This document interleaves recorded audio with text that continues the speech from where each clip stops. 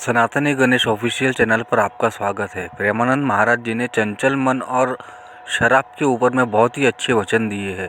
इनको सुनकर सही में ऐसा लगता है कि अगर ये बातें कान पे पड़े और जीवन में चरितार्थ हो जाए तो जीवन कितना ही बदल जाए। पहली बात तो उपासक को ये नहीं देखना कि हमारा मन लगता है कि नहीं, उपासक को नाम चलाने का प्रयास करना चाहिए। पहला प्रयास नाम चलाना है। दूसरा, हमारा जो मन नाम जप के समय बहुत भूत भविष्य की बातें सोचता है, व्यर्थ की बातें सोचता है, पाप की बातें सोचता है, उनका कोई भी प्रभाव मन पर नहीं पड़ेगा। वो सब डिलीट हो जाएंगे क्योंकि नाम चल रहा है। और बहुत जन्मों के संस्कार हमारे नाम में भरे पड़े हैं। जैसे जैसे हम नाम जप करते हो अपने संस्कार भागवतिक डालता है मन पे और मन के जागतिक संस्कारों को बाहर करता है। और उपासक उस प्रक्रिया को समझ नहीं पाता और वो विचलित होकर सोचता है कि जब मैं नाम जप करता हूँ तो मन नाम में न लग करके संसार में जाता है। तो पहली बात तो आप निश्चिंत रहिए, आपका नाम जप करने से ही काम बन जाएगा। मन भले संसार में जाए, मन भले इधर उधर का चिंतन करे, उसे कोई फर्क नहीं पड़ता।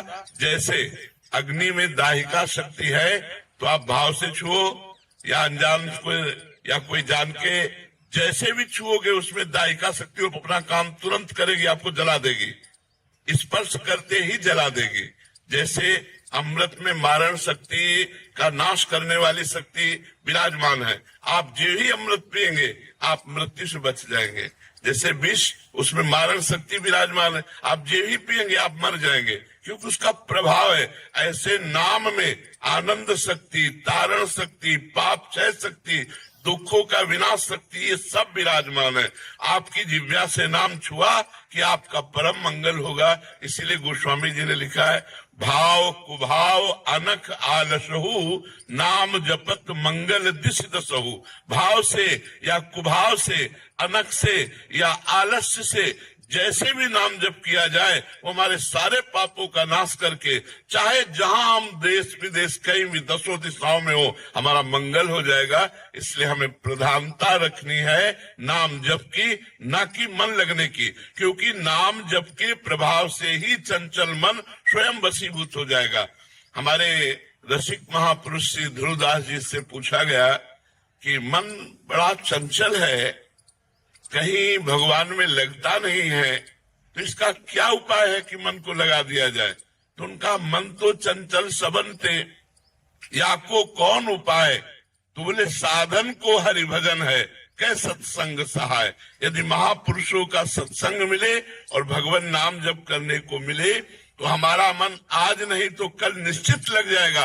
लेकिन आज हम अभी राधा बोल रहे हैं और अभी हमारे प्राण निकल जाए और मन संसार में लगा रहा है तो भी हमें भगवत प्राप्ति हो जाएगी। जैसे पुत्र में मन लगा था अजामिल का, ना कि भगवान में, और पुत्र का नाम था नारायण, तो जहां नारायण पुकारा तो उसका कल्याण हो गया।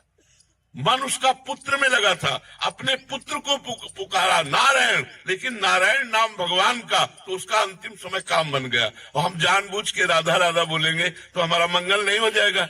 वो तो अपने पुत्र के लिए नारायण बुलाया तो उसका कल्याण हो गया।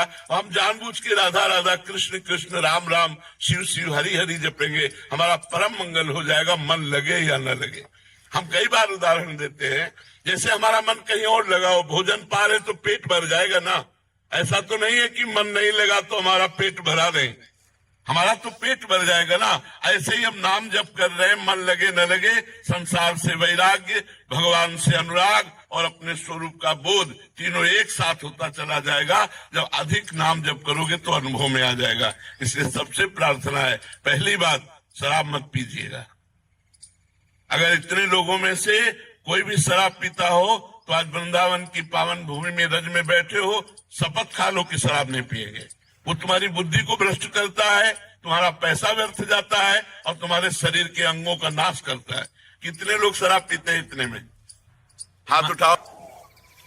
बहुत कम लोग। धन्यवाद। हम तो पहला धन्यवाद देते हैं जो नहीं पीते हैं और दूसरा धन्यवाद देते हैं जो पीते हैं। वो हाथ से छोड़ देंगे। पक्का छोड़ दोगे? छोड़ दोगे? बात शराब नहीं पीना।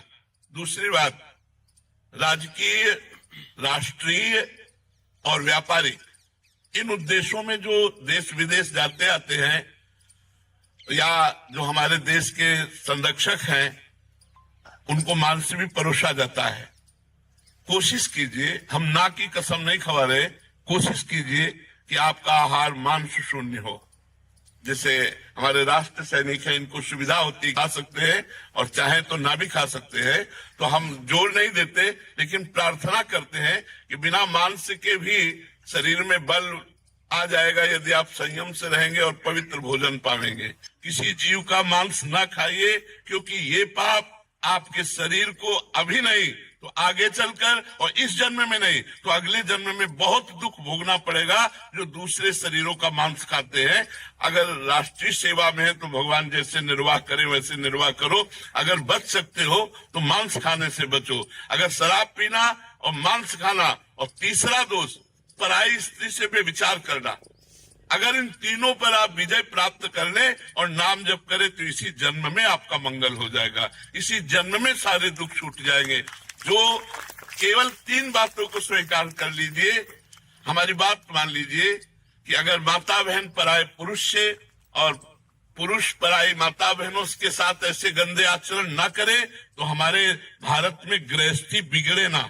आज हमारे भारत की गृहस्थी बिगड़ रही, गृहस्थ धर्म बिगड़ रहा है, ये हमारे भारतीय धर्म में नहीं है।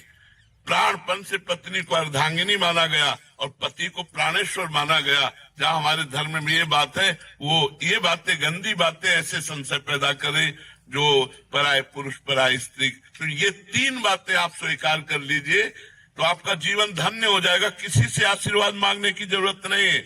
यदि आप सही आचरण करेंगे तो सबके आशीर्वाद आपके पास आ जाएंगे। पहला, हम शराब नहीं पिएंगे। दूसरा, मांस नहीं खाएंगे। तीसरा, पराई स्त्री से संभोग नहीं करेंगे और कोशिश करेंगे कि अधिक से अधिक नाम जप करें। हमारी प्रार्थना है।